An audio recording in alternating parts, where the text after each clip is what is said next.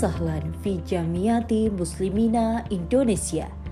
Welcome Universitas Muslim Indonesia, UMI Makassar. UMI PTS pertama di luar Pulau Jawa, meraih akreditasi unggul dengan nilai A dari Badan Akreditasi Nasional Perguruan Tinggi dan masuk dalam kategori 100 besar perguruan tinggi Islam terbaik di dunia, versi Unirank dan satu-satunya di luar Pulau Jawa. Pencapaian ini menjadi bukti bahwa UMI adalah perguruan tinggi bereputasi yang diakui secara nasional maupun internasional. UMI didirikan pada tanggal 23 Juni 1954 atas prakarsa para tokoh ulama, para raja, dan pemerintah. Kiprah Universitas Muslim Indonesia sebagai universitas muslim swasta terbesar di kawasan Indonesia Timur dan PTS terbaik se-Sulawesi wilayah LL Dikti 9 dengan ciri keislaman dan keindonesiaan senantiasa mengedepankan aspek keilmuan dan profesionalisme dalam melahirkan sumber daya ulul albab. UMI sebagai lembaga pendidikan dan dakwah telah mengukir deretan karya dan prestasi untuk mencerdaskan anak bangsa sebagai SDM yang mampu berdaya saing di era global, memiliki karakter moral dan karakter kinerja dengan 4 kompetensi, berpikir kritis, kreatif, komunikatif, dan kerjasama sesuai dengan visi, melahirkan manusia berilmu amaliyah, beramal ilmiah, dan berakhlakul karimah serta berdaya saing tinggi. UMI terus berinovasi dalam meningkatkan kualitas mutu dan terus bertransformasi menjadi kampus bereputasi dalam level nasional maupun internasional. Pencapaian demi pencapaian signifikan yang telah diperoleh bahkan dari 4.674 perguruan tinggi negeri dan swasta se-Indonesia, UMI berada pada peringkat 64 berdasarkan Kemendikti tahun 2020. UMI juga menempati peringkat 79 perguruan tinggi berbasis layanan website dan PTS ranking teratas di Indonesia Timur. Dalam bidang sains, UMI tidak kalah canggih dengan universitas ternama besar lainnya. Torehan prestasi inilah yang kemudian mengantarkan UMI menempati ranking ke-69 dari seluruh perguruan tinggi di Indonesia berdasarkan Science and Technology Index atau SINTA. UMI saat ini membina 13 fakultas dan program pascasarjana. Dengan 57 program studi, 22 program studi telah terakreditasi A dan menyiapkan akreditasi internasional dengan kurikulum berbasis Outcomes Based Education atau OBE. UMI melaksanakan metode belajar e-learning berbasis Learning Management System atau LMS dengan kalam UMI kalam.umi.ac.id. Pencapaian ke arah pengelolaan yang semakin baik tidak terlepas dari kualitas sumber daya manusia. UMI diperkuat dengan sumber daya manusia yang potensial sebanyak 1.563 dengan rincian 946 tenaga pendidik dan 617 tenaga kependidikan. UMI memiliki guru besar sebanyak 51 orang. PTS penyumbang guru besar terbanyak untuk perguruan tinggi swasta dalam lingkup LL Dikti wilayah 9 Sulawesi. UMI membina mahasiswa 2.166 yang berasal dari seluruh pelosok daerah di Indonesia dan di luar negeri. Mahasiswa UMI mencatat sederet prestasi baik lokal, nasional maupun internasional. UMI juga memiliki berbagai wadah kemahasiswaan yang dapat dimanfaatkan untuk pengembangan dan penalaran jiwa kreativitas, minat bakat, dan entrepreneurship. Alumni UMI saat ini mencapai 108.660 orang. Mereka telah berkarya di beragam sektor dalam maupun di luar negeri. Dalam proses mengajar di UMI ditunjang dengan sarana dan prasarana. UMI memiliki gedung perkuliahan yang cukup representatif untuk memenuhi berbagai kebutuhan akademik dan layanan administrasi bagi seluruh unit dan dilengkapi berbagai fasilitas pembelajaran seperti laboratorium terpadu, perpustakaan berlantai 3 dikelola secara profesional dengan program sistem informasi perpustakaan berbasis integritas set information. Mahasiswa UMI disambut dengan pesantren kilat sebagai pengganti ospek dan dilanjutkan program pendidikan karakter berbasis pesantren dengan pencerahan kolbu sebagai program unggulan UMI dalam membina karakter mahasiswa yang mengintegrasikan kuliah pencerdasan intelektual dengan kuliah pencerdasan spiritual yang dipusatkan di pesantren unggulan mahasiswa UMI Dahrul Mulisim pada Lampe di Kabupaten Pangkep dengan memondohkan mahasiswa-mahasiswi baru selama 1 bulan.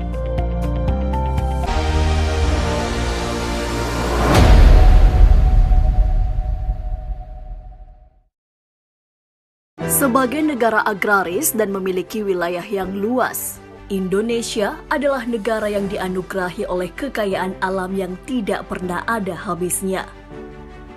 Dari keindahan alam untuk wisata, hingga kekayaan alam yang bisa diproduksi menjadi sumber energi tersendiri. Salah satunya berasal dari sektor pertanian.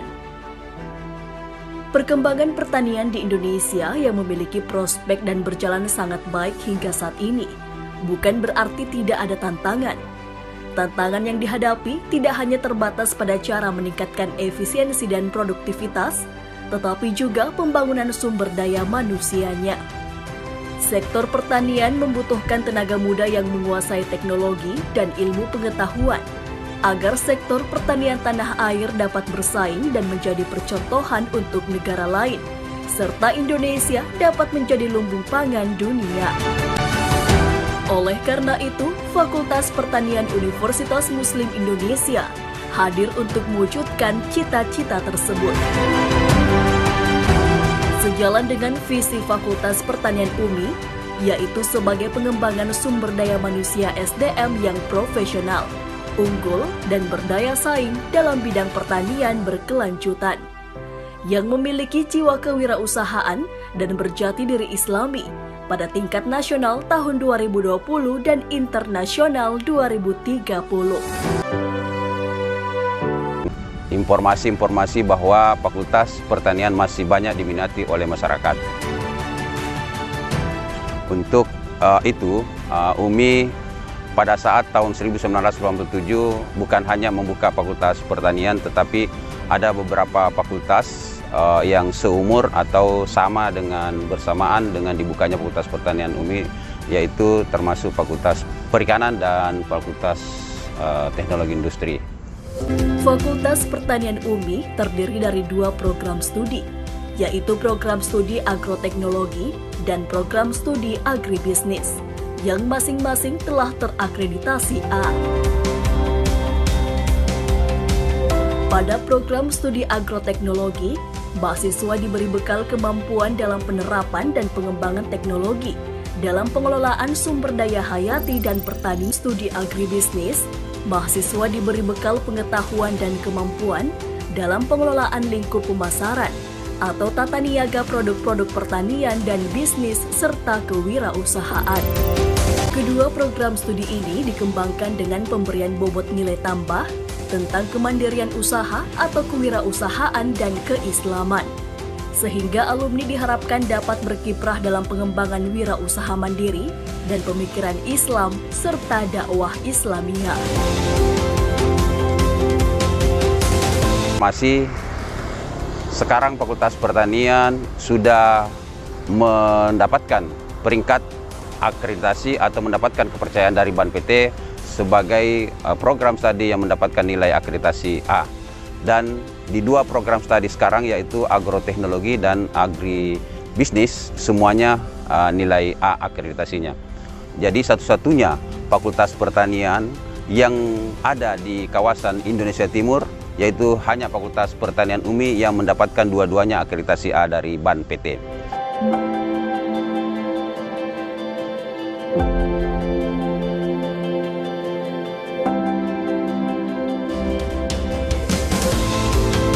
Program studi agribisnis mempelajari terkait sektor hilir dari dunia pertanian dan juga mempelajari terkait sosial ekonomi dunia pertanian sehingga mahasiswa agribisnis memahami baik terkait sisi agribisnisnya.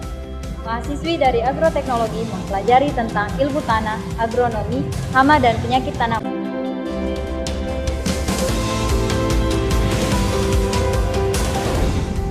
Dalam kegiatan pembelajaran, Fakultas Pertanian UMI didukung dengan adanya fasilitas laboratorium yang dapat mendukung proses pembelajaran. Laboratorium tersebut dilengkapi peralatan laboratorium sesuai dengan keperluan praktek. Laboratorium tersebut meliputi Laboratorium Bioteknologi dan Produksi Tanaman,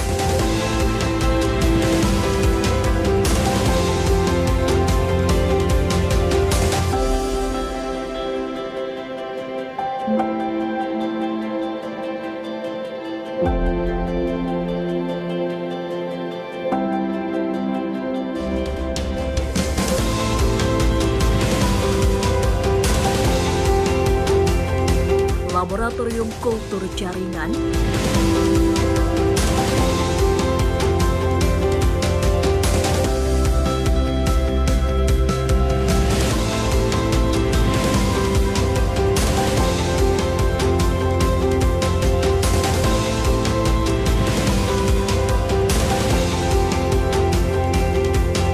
Laboratorium Ilmu Tanah dan Konservasi Lingkungan,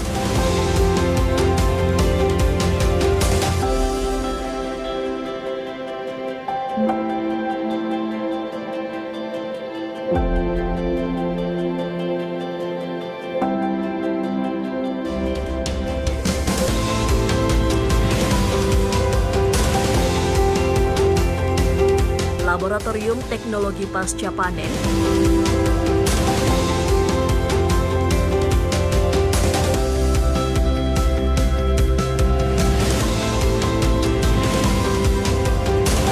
Laboratorium Kewirausahaan,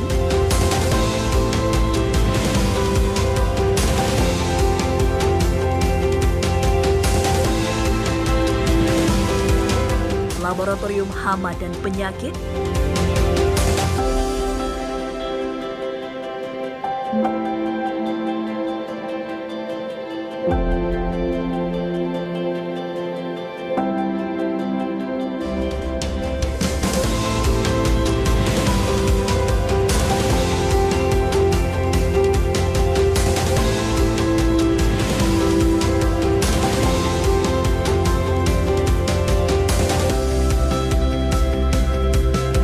Laboratorium Gizi, Pangan dan Sistem Informasi,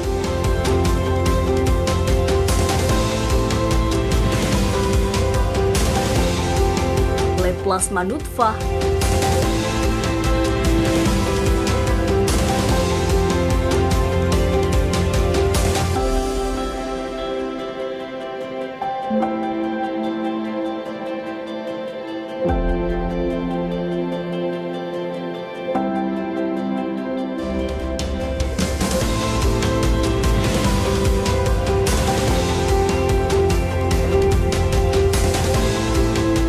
Greenhouse Fakultas Pertanian.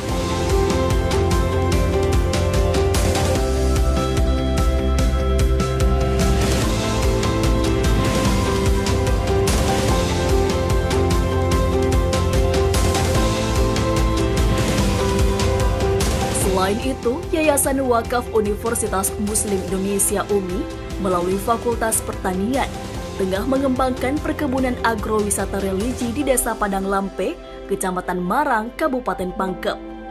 Perkebunan agrowisata religi itu menggandeng pesantren Darul Mukhlisin UMI Padang Lampe dan Kementerian Pertanian Republik Indonesia. Lahannya seluas sekitar 10 hektar.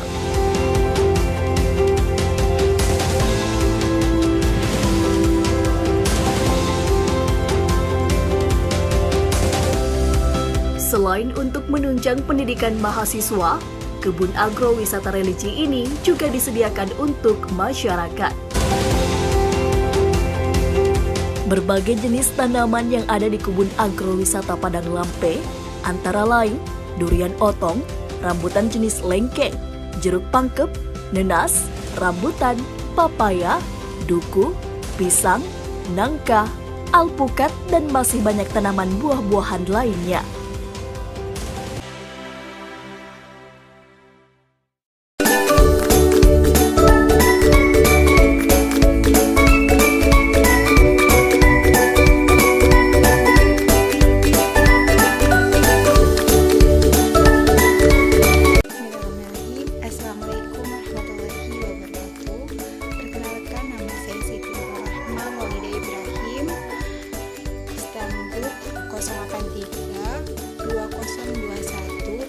2019 dari kelas B1 Agribisnis. Baik, saya akan membacakan kuesioner praktek lapang identifikasi pola konsumsi pangan keluarga petani. Nama responden Ibu Salmiati Deng Sunggu, studi kasus Desa Padinging, Kecamatan Sandrabone, Kabupaten Takala. Hari dan tanggal wawancara hari Selasa tanggal 10 Mei 2022. Ibu Salmiati Deng Sunggu pada umur 40 tahun dengan pendidikan terakhir SMK dengan nama kepala keluarga Pak Syarif Deng Naba dengan umur 41 tahun, pendidikan kepala keluarga SMK, pekerjaan pokok Pak Syarif Deng Naba petani, dan pekerjaan sampingan yaitu pekerjaan bangunan. Pendapatan rumah tangga yang ia dapat per musim sebanyak 3 juta. Identitas anggota keluarga. Yang pertama, Pak Syarif Deng Naba dengan umur 41 tahun, pendidikan SMA. Ibu Salmiati Deng Sunggu pada umur 40 tahun, pendidikan SMK. Adik Sabrina dengan umur 8 tahun, pendidikan SD kelas 3. Ilmi Fahira pada umur 6 tahun, pendidikan TK.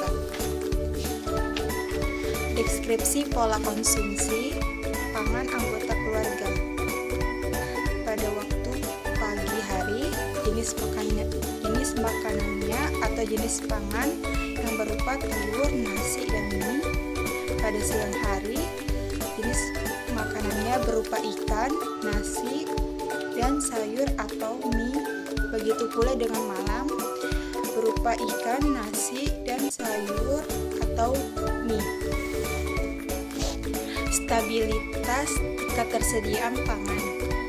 Ibu Salmiati dengan keluarga mempunyai kebiasaan makan pagi atau sarapan, dan dengan jenis makanan yang lebih dari 4 kali ia konsumsi dalam seminggu, itu berupa telur dan mie.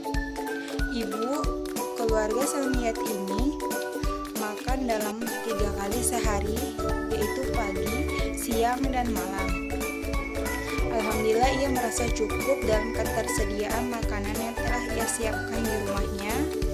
Pada anaknya, ia mengonsumsi makanan di malam hari secara bersama-sama. Semua ia makan bersama. Mengapa? Karena setiap kebersamaan itu adalah sebuah nikmat, meskipun makanannya kurang, tetapi itu merasa cukup dan bahagia ketika adanya kebersamaan.